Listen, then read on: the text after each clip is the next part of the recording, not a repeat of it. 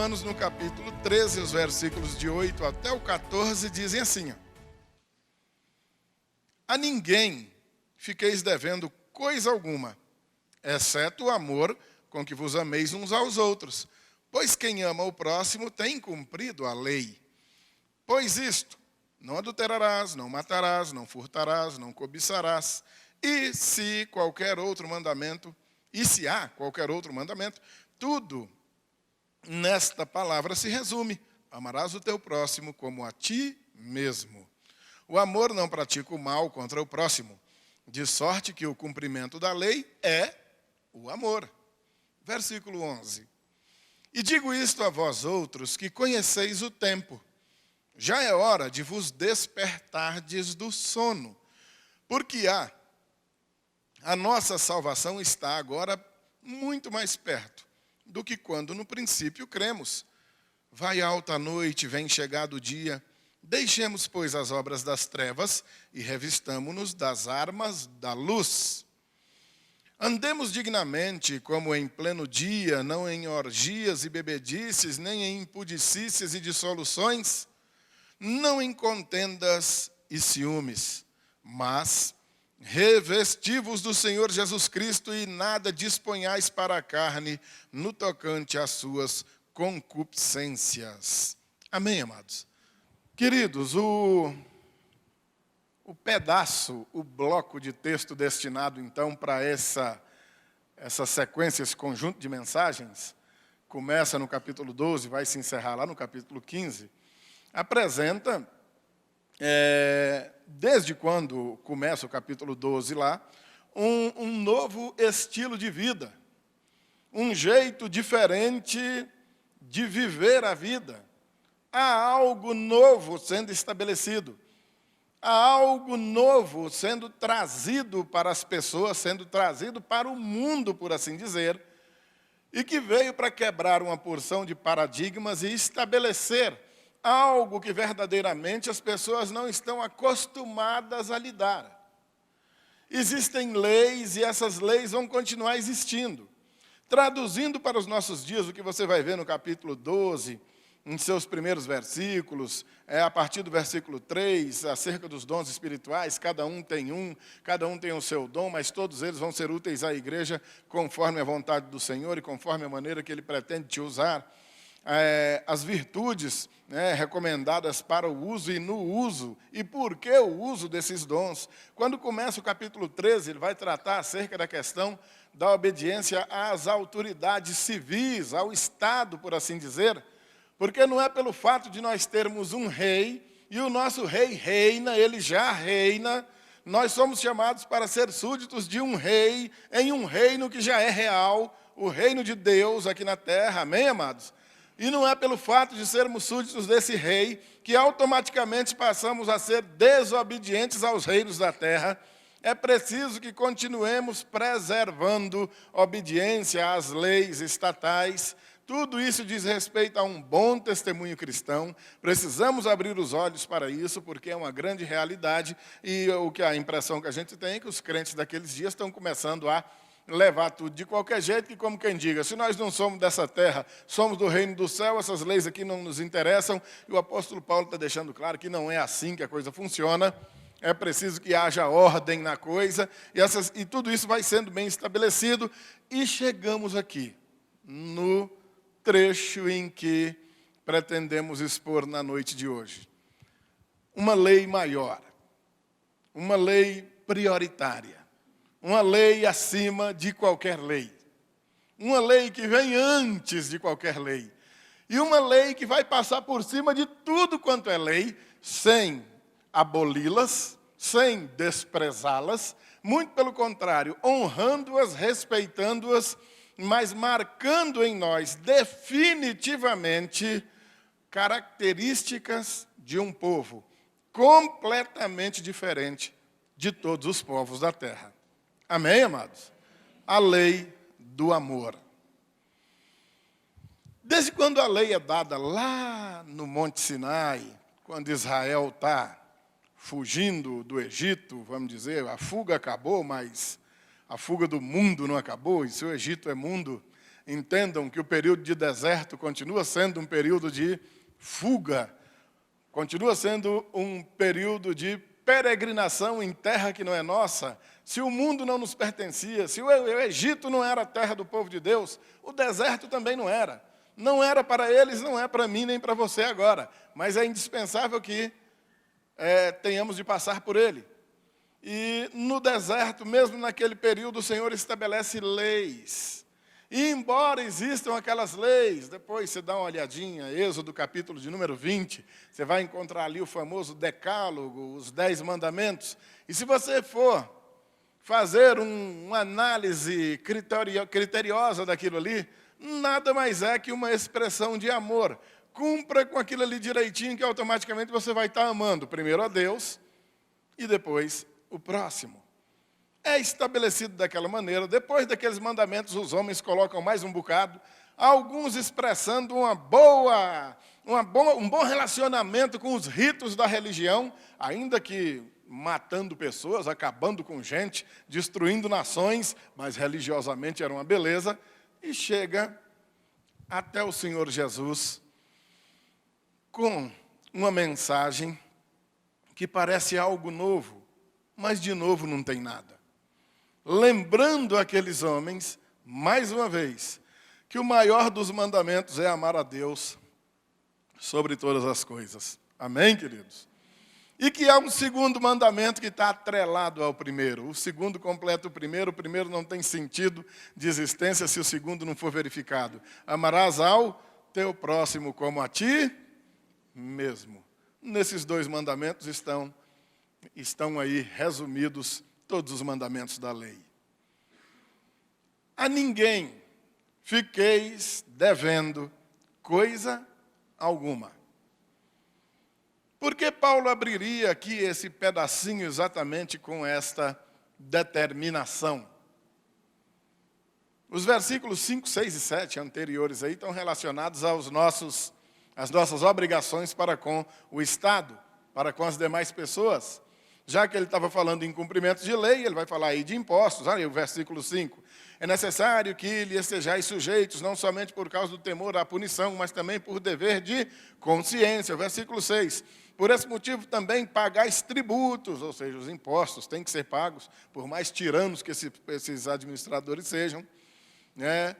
Porque são ministros de Deus atendendo constantemente a este serviço. Pagai a todos o que lhes é devido, versículo 7. A quem tributo, tributo. A quem imposto, imposto. A quem respeito, respeito. A quem honra, honra. Amém? Pagamos todo mundo. Para quem se deve dinheiro, pague dinheiro. Para quem se deve respeito, respeite. A quem se deve honrar, que honre.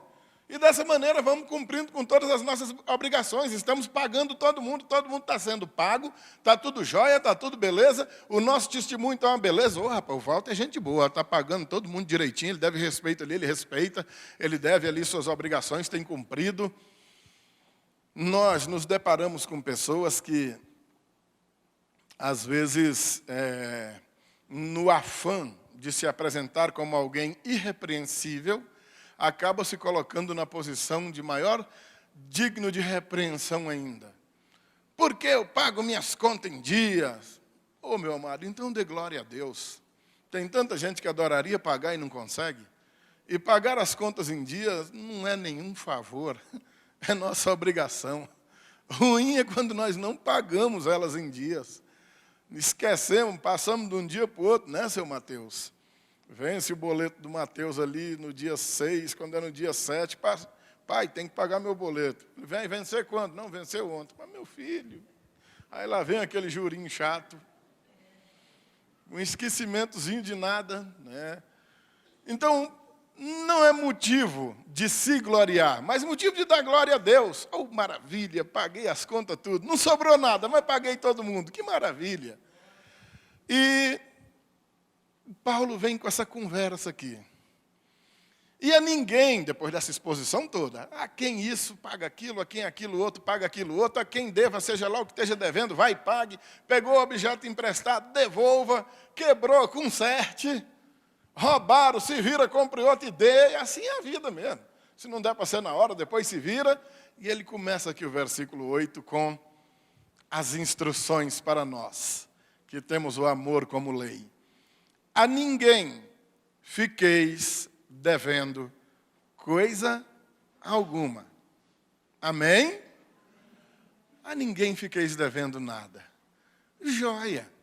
Já entendi, apóstolo Paulo. Compreendi lá nos 3 versículos anteriores que eu tenho que pagar tudo isso. Até os impostos que eu achava que não deveria pagar, estou entendendo que tem que pagar. Entendi tudo.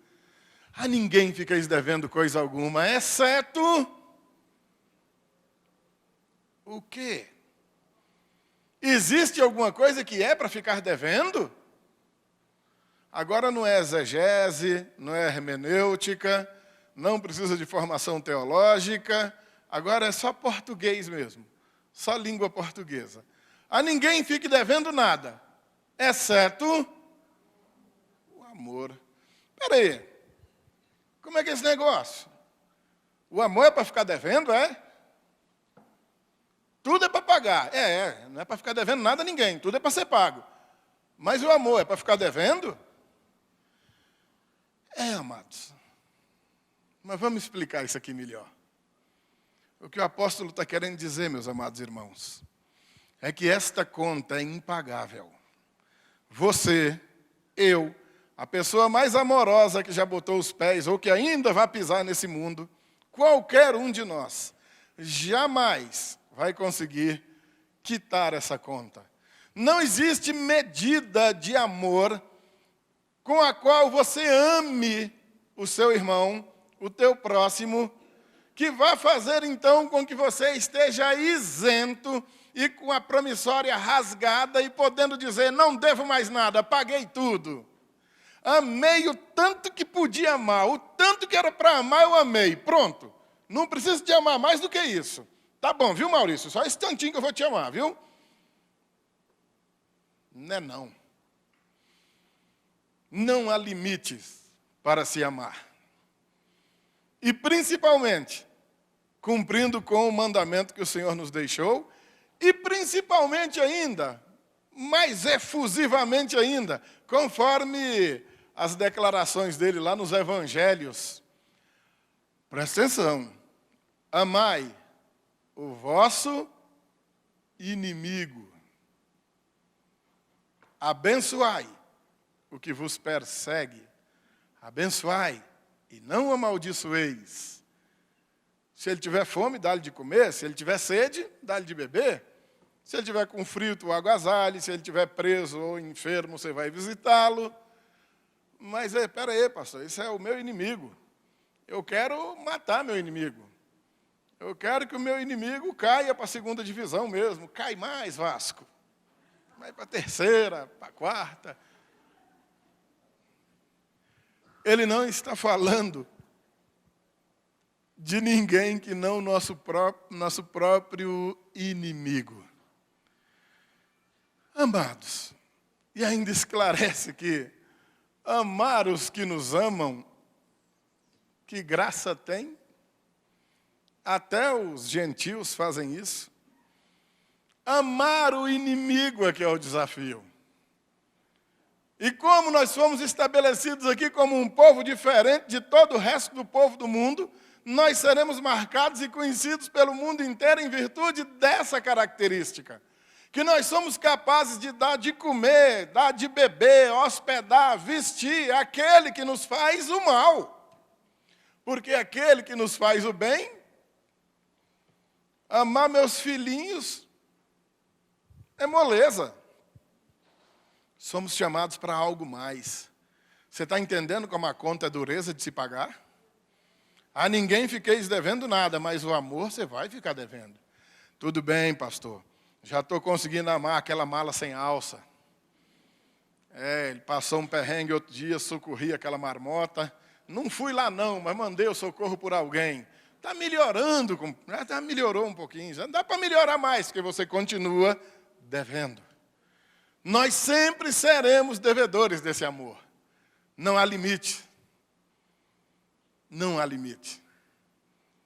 Pastor, ele precisava de um serrote. O serrote eu não dei não, mas pelo menos um canivete eu dei para aquela marmota e se virar para lá. Já está bom, mas dá para melhorar. Você continua devendo. A ninguém fiqueis devendo nada, exceto o amor. Esse nós sempre vamos dever. E você sempre vai estar se empenhando por pagar. E quanto mais você paga, mais você vai continuar devendo. Amém, queridos? Você consegue entender esse pedacinho aí? Mas, pastor, mas é muito difícil. É difícil mesmo. E eu vou dizer mais um negócio para você. Não é só difícil, não. É impossível. Na força da carne, na força do braço, não vai não, queridos. Você só é capaz de fazer isso. Amar o inimigo, servir, abençoar o que te persegue, não são do Espírito Santo. Amém, querido? Só por meio do Espírito Santo que o Senhor tem dado a você. Isso é capaz de ser feito.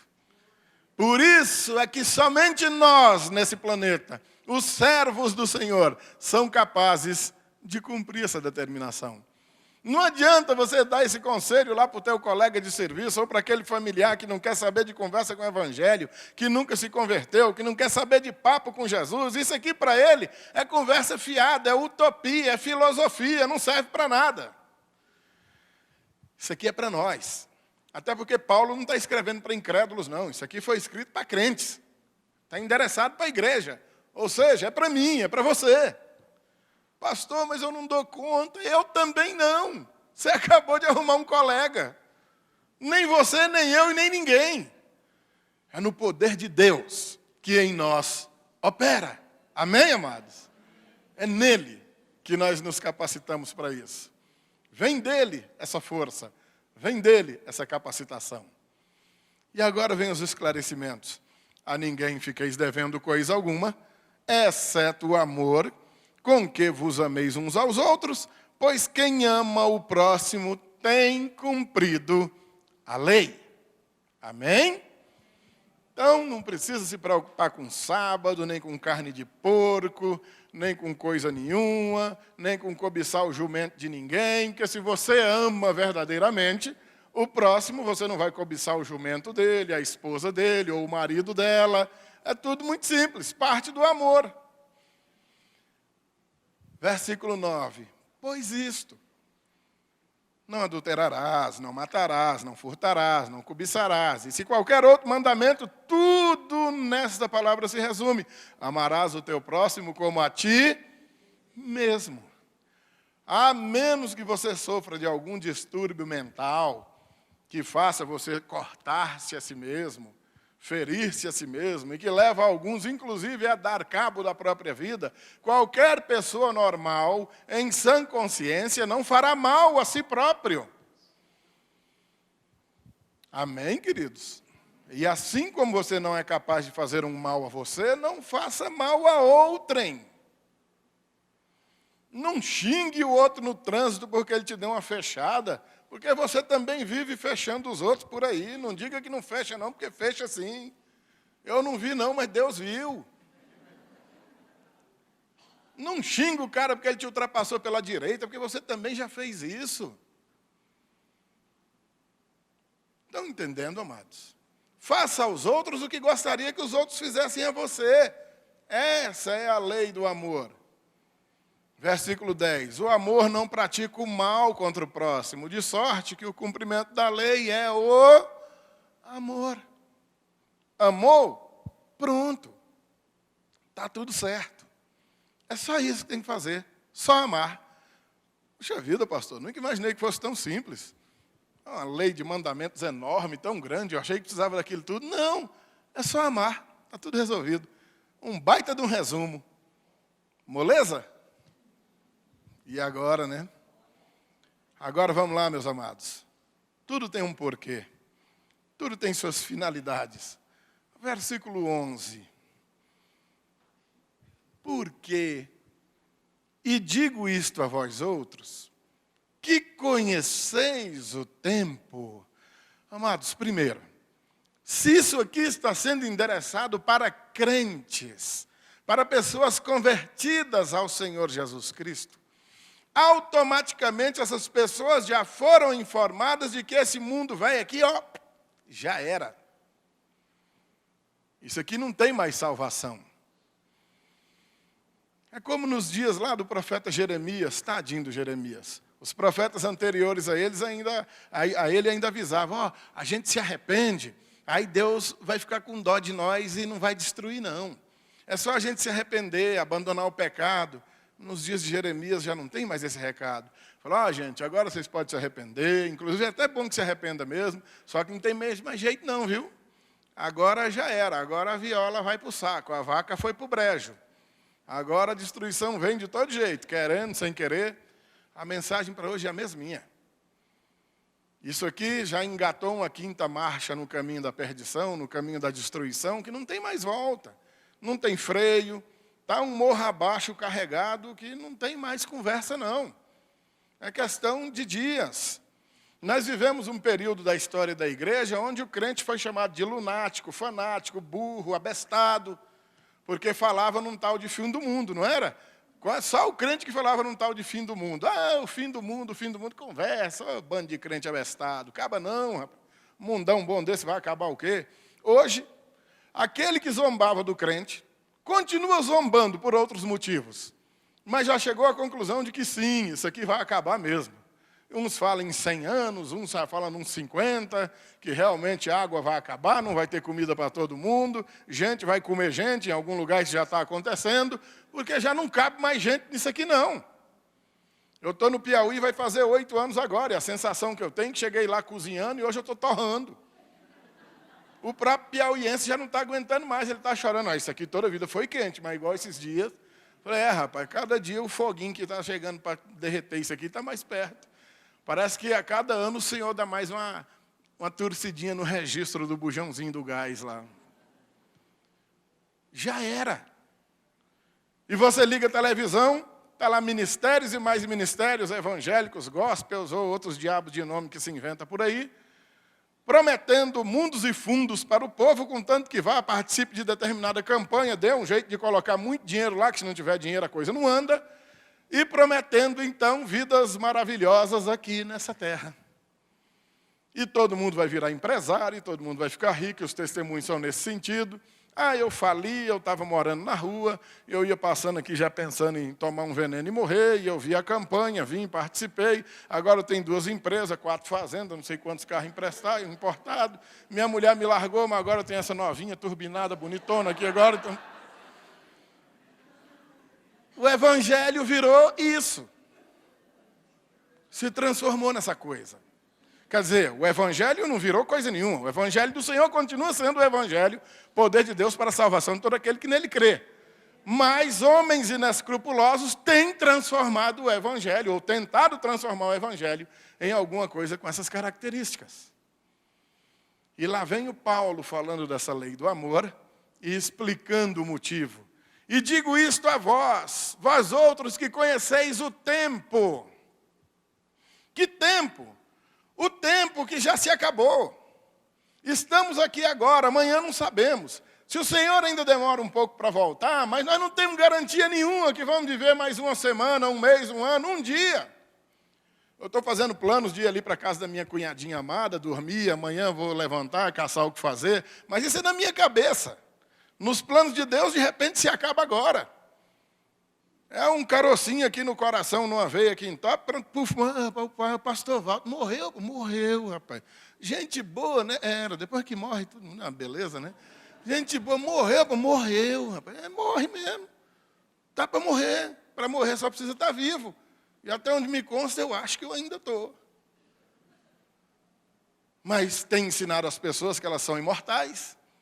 Elas não vão se acabar, o mundo não vai se acabar, as pessoas vivem sem nenhuma preocupação com a eternidade, sem nenhuma preocupação com esse tempo ao qual ele está se referindo aqui no versículo 11, não ama ninguém, cultiva ódio no coração, e mais ódio, não perdoa, não busca a eternidade, não busca a palavra de Deus, não busca conhecer ao Senhor. Uma vida como se não existisse morte, para depois vir uma morte como se não tivesse existido vida alguma. E digo isto a vós outros que conheceis o tempo. já é a hora de vos despertardes do sono. Acordai.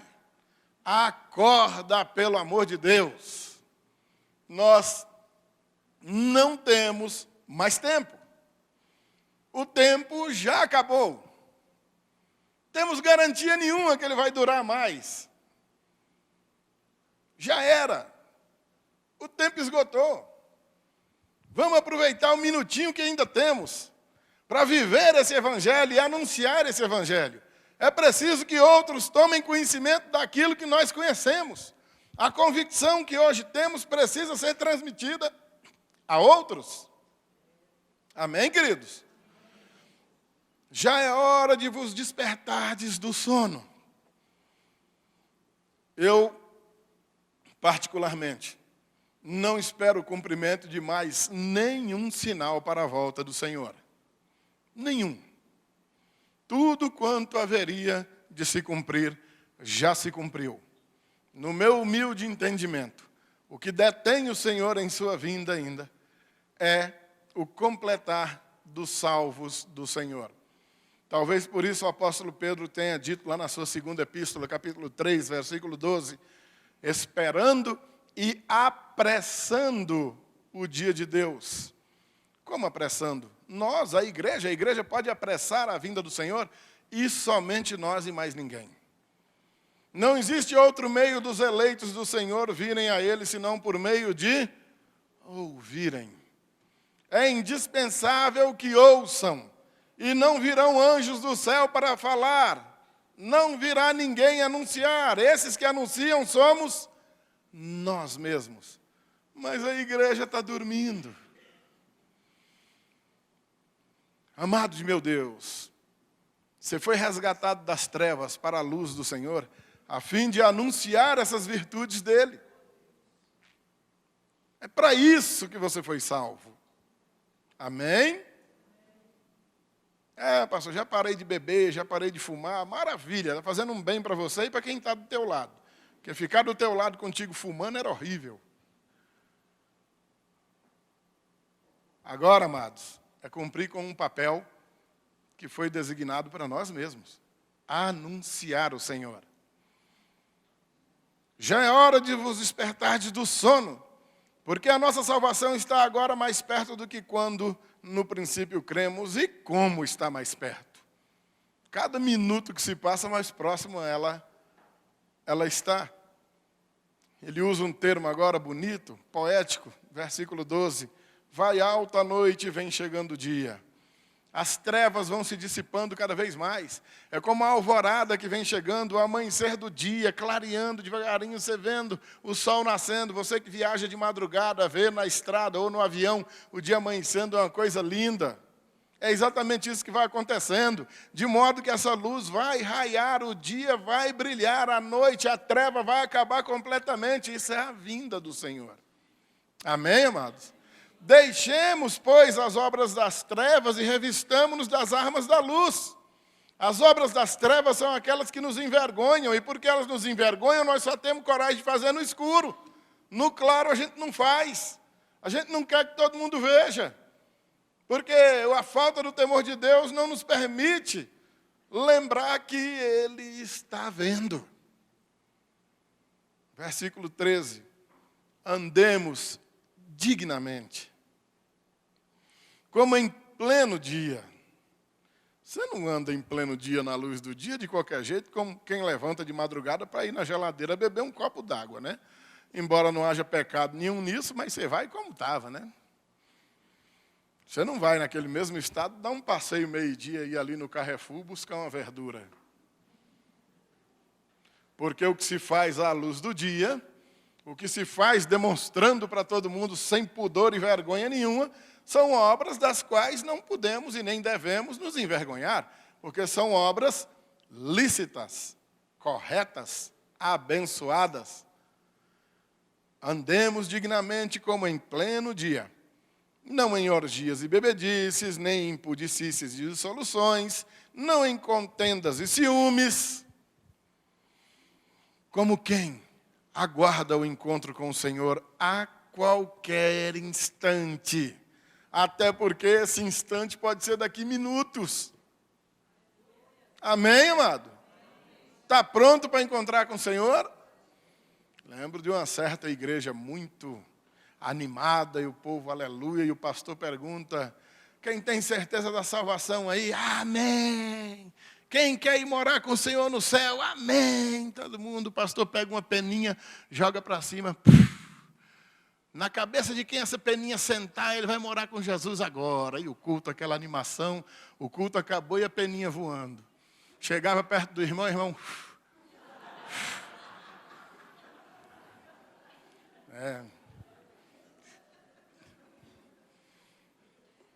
Todo mundo quer ir, né? Mas ninguém quer embarcar, não.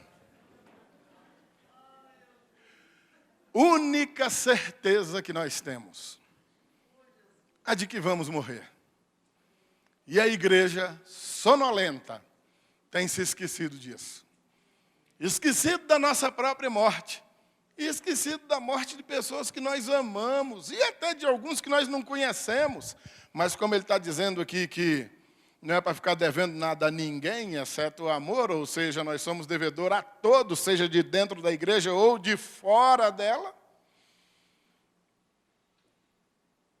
O tempo acabou. Nem dá para dormir mais. Acordemos. Ponhamos-nos de pé. Prontos para embarcar a qualquer momento. Não dá para perder esse trem. Versículo 14. Mas revistai-vos ou revesti-vos do Senhor Jesus Cristo, e nada disponhais para a carne no tocante às suas concupiscências. Ter a mente de Cristo é pensar como Cristo, é pensar em Cristo, é ter a convicção de que esse ministério aqui rapidinho acaba. A preocupação é o tempo todo com a eternidade. Cumprindo com nossas obrigações nessa terra, mas sabendo que a eternidade é que é uma realidade. É ela que é uma grande certeza. Amém, amados? Aqui ninguém tem certeza de nada. Não dá para fazer projetos longos e imaginar que será batata. Vou plantar, vou colher, não sei. Talvez outro colha. Mas eu vou plantar com diligência, caprichosamente. Se eu não comer dessa fruta aqui, mas a pessoa que comer, quem sabe diga: rapaz, o Valtão caprichou, né, rapaz? E essa altura, enquanto o cara está comendo aquela jaca que a gente plantou aqui, achando maravilhosa, está eu no céu comendo algo muito melhor ainda. Amém, queridos? Revesti-vos do Senhor Jesus. Revestir-se do Senhor. Gente, imagina, que coisa tremenda. Revestidos não de qualquer roupa, não de qualquer outra cobertura, mas do próprio Senhor. Que maravilha. E nada disponhais para a carne. Toda obra da carne, que a gente não precisa ficar repetindo, que todos conhecem. Deixada de lado. Temos que comer todo dia, senão com uns 2 ou 3 dias sem comer a gente morre. Mas essa não é a nossa principal preocupação. Estamos com os pés nessa terra, mas não somos daqui. Os nossos dias aqui já estão por um assovio final. Então, viva cada um deles como se fosse o último. E se a lei é a lei do amor, cumpramos cabalmente com essa lei. Simplesmente amemos. Amemos de todo o nosso coração. E, queridos, é precisamente ao inimigo. Amar o amigo é moleza demais. Amar quem nos ama, não precisava o Senhor escrever isso aqui, porque era chover no molhado. Somos chamados para algo maior, para algo mais desafiador. Amar o inimigo. Fazer o bem a quem nos faz o mal. Servir a quem nos persegue. Abençoar a quem nos amaldiçoa. Isso não é poesia. Isso é mandamento do Senhor. Cumpra e vai dar tudo certo. Amém, queridos?